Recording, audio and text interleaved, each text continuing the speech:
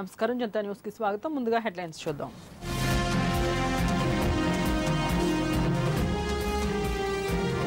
ZPTC MPTC ఎన్నికలపై సుప్రీంకోర్టులో విచారణ, లిఖితపూర్వక ఇబ్బందులను తెలపాలని ఈసీకి ఆదేశాలు.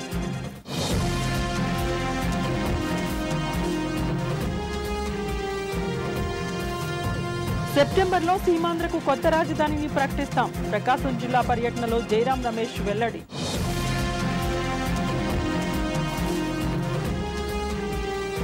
టీడీపీ తీర్థం పుచ్చుకున్న తోట త్రిమూర్తులు, కండువా కప్పి ఆహ్వానం పలికిన చంద్రబాబు.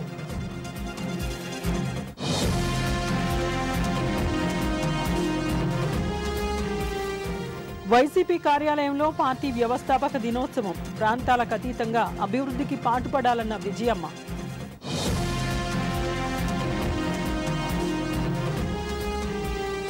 ఛత్తీస్గఢ్ అమర జవాన్లకు షిండే నివాళి, ఘటనకు ప్రతి చర్యలు తీసుకుంటామని వ్యాఖ్య.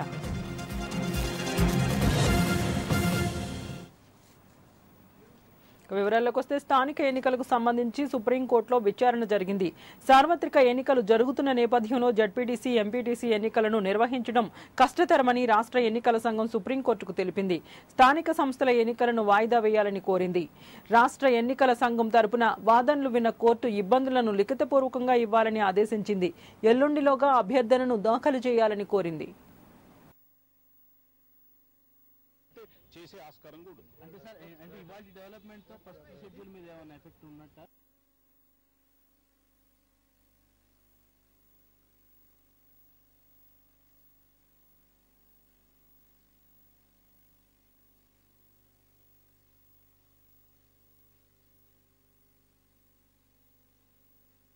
చేసే ఆస్కారం కూడా ఉంది. అంటే సార్ అంటే ఇవాళ డెవలప్మెంట్ తో ఫస్ట్ షెడ్యూల్ మీద ఏమైనా ఎఫెక్ట్ ఉన్నట్టా లేనట్టా? షెడ్యూల్ ఏం లేదు, దాన్ని మోడిఫై చేయొచ్చు. సుప్రీంకోర్టు పర్మిట్ చేస్తే మళ్ళీ ఎలక్షన్ కమిషన్ ఈ రోజుకి ఇదే షెడ్యూల్ లాగూలో ఉంది.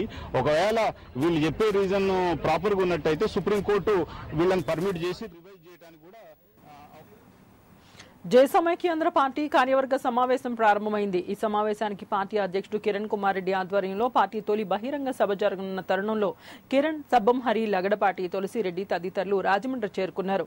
వీరికి ఉండవల్లి హర్ష కుమార్ ఆధ్వర్యంలో సమైక్యవాదులు స్వాగతం పలికారు.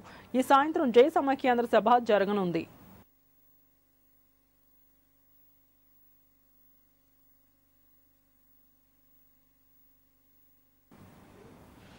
టీడీపీ అధినేత చంద్రబాబు ఆధ్వర్యంలోనే రాష్ట్రం ప్రగతి సాధిస్తుందని కాంగ్రెస్ మాజీ మంత్రి తోట త్రిమూర్తులు పేర్కొన్నారు. చంద్రబాబు సమక్షంలో ఆయన టీడీపీలో చేరారు. ఈ సందర్భంగా ఆయన మాట్లాడుతూ రాష్ట్రం అభివృద్ధి సాధించాలంటే, సంక్షేమ పథకాలు ప్రజలకు చేరాలంటే ఒక బాబు వల్లనే సాధ్యమని త్రిమూర్తులు పేర్కొన్నారు.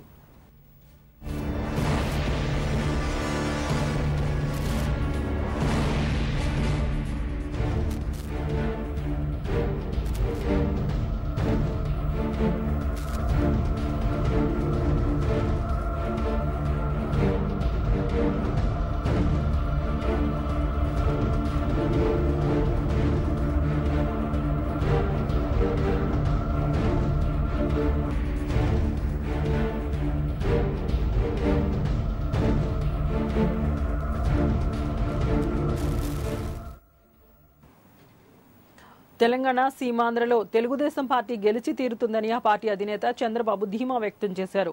అదే సమయంలో కాంగ్రెస్ ఓటమి ఖాయమన్నారు. సీమాంధ్రలో కాంగ్రెస్ భూస్థాపితమైపోయిందని మండిపడ్డారు. రామచంద్రపురం ఎమ్మెల్యే తోట త్రిమూర్తులు, ఆయన అనుచరులు పార్టీలోకి ఆహ్వానిస్తున్నానని బాబు చెప్పారు. టీడీపీతోనే సీమాంధ్ర రాష్ట్ర అభివృద్ధి ఖాయమన్నారు. ఈరోజు మన రాష్ట్రంలో ఉండడం కాదు, హైదరాబాద్ డెవలప్ చేయడం కాదు, బాంబే ఎయిర్పోర్ట్ మన వాళ్ళు డెవలప్ చేస్తున్నారు. లేకుంటే బెంగళూరు ఎయిర్పోర్ట్, ఢిల్లీ ఎయిర్పోర్ట్ మన వాళ్ళు డెవలప్ చేసే పరిస్థితి వచ్చింది. ప్రపంచంతో డెవలప్ చేస్తున్నారు. తెలుగు వారి యొక్క ప్రతిష్ట పెంచాలని, ప్రపంచం మొత్తం వెళ్లాలని ఆ రోజు నేను చేశాను. కానీ కాంగ్రెస్ పార్టీ మన వాళ్ళు పడేయాలని గోతు దిగారు. మనం వల్ల ఆ గోతులో కాంగ్రెస్ పార్టీ పడ్డారు. మీరు చేయాల్సిన మనిషి ఒక తట్టు మట్టేసి పూర్తిగా కాంగ్రెస్ పార్టీని భూస్థాపితం చేయాల్సిన అవసరం మళ్ళా తిరిగి కోరుకోకుండా చేయాలి. అదే సందర్భంలో నాలాంటి నాయకుడికి కూడా సెప్టెంబర్లో సీమాంధ్ర ప్రాంతానికి కొత్త రాజధానిని ప్రకటిస్తామని కేంద్ర మంత్రి జయరాం రమేష్ తెలిపారు. ప్రకాశం జిల్లాలో పర్యటిస్తున్న జయరాం రమేష్ తాను తెలుగు ప్రజల ఏజెంటునని ఆయన చెప్పారు. అంతేకాని టీఆర్ఎస్ ఆరోపిస్తున్నట్టు తాను ఏ ప్రాంతానికి ఏజెంటును కాదని ఆయన తేల్చి చెప్పారు. మీడియా అడిగిన ప్రశ్నకు బదులిస్తూ ఆయన కొంతమంది స్వప్రయోజనాల కోసమే కాంగ్రెస్ పార్టీని వీడి కొత్త పార్టీల వైపు మొగ్గు చూపుతున్నారని అన్నారు.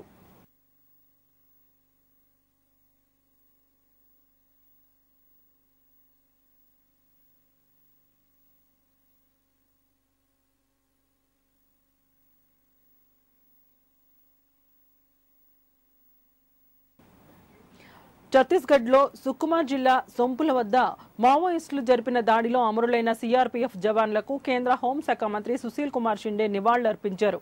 అనంతరం మాట్లాడుతూ మావోయిస్టుల దాడికి ప్రతిచర్యలు తీసుకుంటారని స్పష్టం చేశారు. ఈ ఘటనపై విచారణను ఎన్ఐఏకు అప్పగిస్తానని వెల్లడించారు. కాగా ఈ దాడి ఘటనను ఖండిస్తూ చెప్పారు.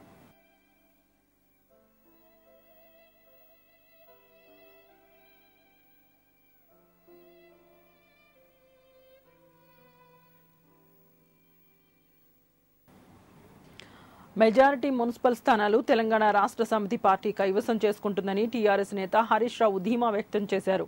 ఇప్పటికే అన్ని మున్సిపాలిటీల్లో అభ్యర్థులకు పంపిణీ చేయడానికి ఏ ఫామ్లు బి ఫామ్లు సిద్ధం చేశామని తెలిపారు. మున్సిపల్ ఎన్నికలకు సంబంధించినంత వరకు ప్రత్యక్షంగా ఎవరితో పొత్తులు పెట్టుకోవడం లేదని పేర్కొన్నారు. కేసీఆర్ గారి పర్యటనపై ఇంకా ఎటువంటి నిర్ణయం కూడా తీసుకోలేదు. అయితే కేసీఆర్ గారి పర్యటన మరి 3 కలిపి ఒకేసారి చేయాలా? మున్సిపల్ ఎన్నికలు, జిల్లా పరిషత్ ఎన్నికలు, శాసనసభ పార్లమెంట్ ఎన్నికలు కలిపి చేయాలా, లేదు సపరేట్ గా చేయాలా, దాన్ని ఏ రకంగా చేయాలనేటువంటి విషయంలో పార్టీలో మేము చర్చిస్తా ఉన్నాం.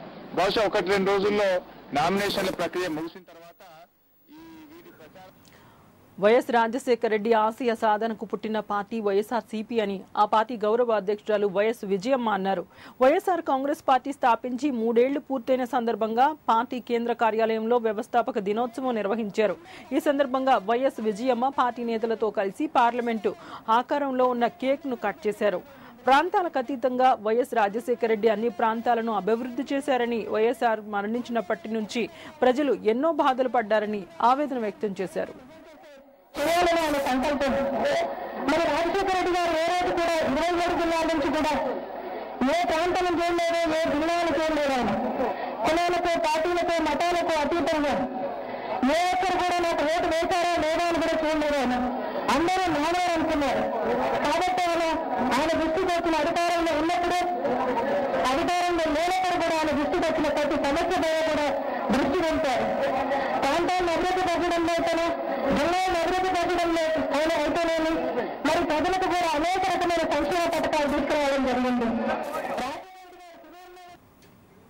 వచ్చే అసెంబ్లీ ఎన్నికల్లో తెలంగాణ జేఏసీకి చెందిన వారు పోటీ చేయాలని కోరిన టీఆర్ఎస్ ప్రతిపాదనను జేఏసీ చైర్మన్ కోదండరాం, టీఎన్జీఓ అధ్యక్షుడు దేవీప్రసాద్ తిరస్కరించారు. కాగా ఉద్యోగ సంఘాలకు చెందిన శ్రీనివాస్ గౌడ్ మహబూబ్ నగర్ నుంచి పోటీ చేసేందుకు ఇప్పటికే సుముఖత వ్యక్తం చేశారు.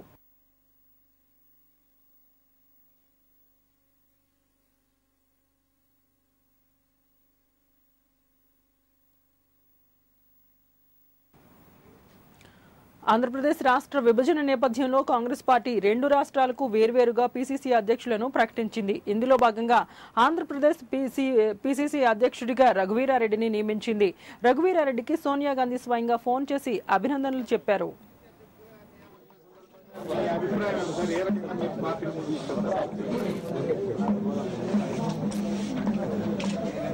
ఎన్నికల్లో అడుగుపెట్టినటువంటి నేపథ్యంలో ఈ బాధ్యత ఇచ్చినారు. ఎన్నికలు ఒక ప్రధానమైనటువంటి ఘట్టమైన కాంగ్రెస్ పార్టీకు ఎన్నికలే సర్వము కాదు అని నేను నమ్ముతాను.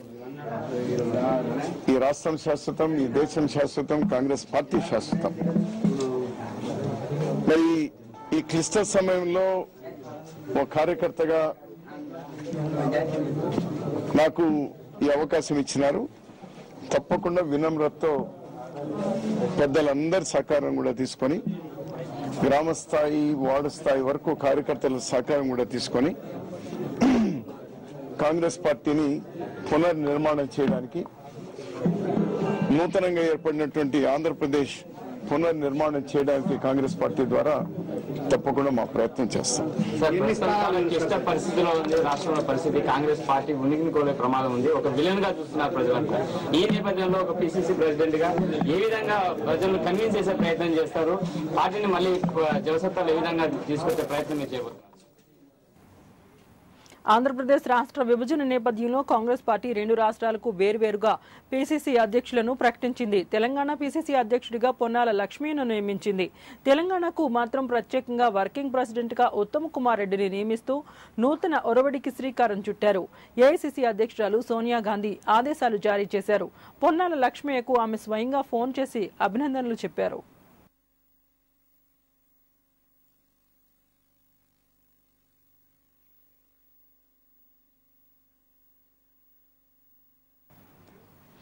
వైరా నియోజకవర్గానికి ప్రాతినిధ్యం వహిస్తున్న సిపిఐ ఎమ్మెల్యే బోనో చంద్రవతి ఆ పార్టీకి గుడ్ బై చెప్పే యోచనలో ఉన్నారు. రాబోయే ఎన్నికల్లో ఆమెకు టికెట్ ఇచ్చేందుకు పార్టీ నిరాకరించడం వల్లే ఎర్రజెండాను విడిచిపెట్టారని ఆమె భావిస్తున్నట్టు సమాచారం. తెలుగుదేశం పార్టీలో చేరడానికి ఆమె సన్నాహాలు చేస్తున్నట్టు ఆ పార్టీ వర్గాలు అంటున్నారు.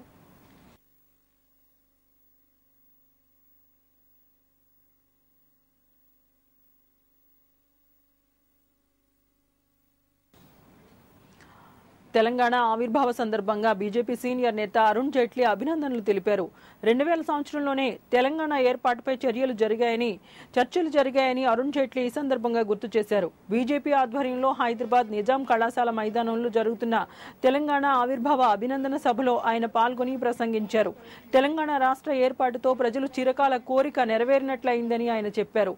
తెలంగాణ కోసమని ఇక్కడి ప్రజలు ఎన్నో ఏళ్లుగా పోరాటం చేశారని ఆయన అన్నారు. తెలంగాణ ఏర్పాటుకు बीजेपी మొదటి నుంచి కట్టుబడి ఉందని ఆయన చెప్పారు. की जो अपेक्षा थी उस उम्मीद में इतनी ताकत थी कि दुनिया की कोई ताकत तेलंगाना के निर्माण को रोक नहीं सकती। भारतीय जनता पार्टी जब अटल जी की सरकार में थी तो उस वक्त हमने 3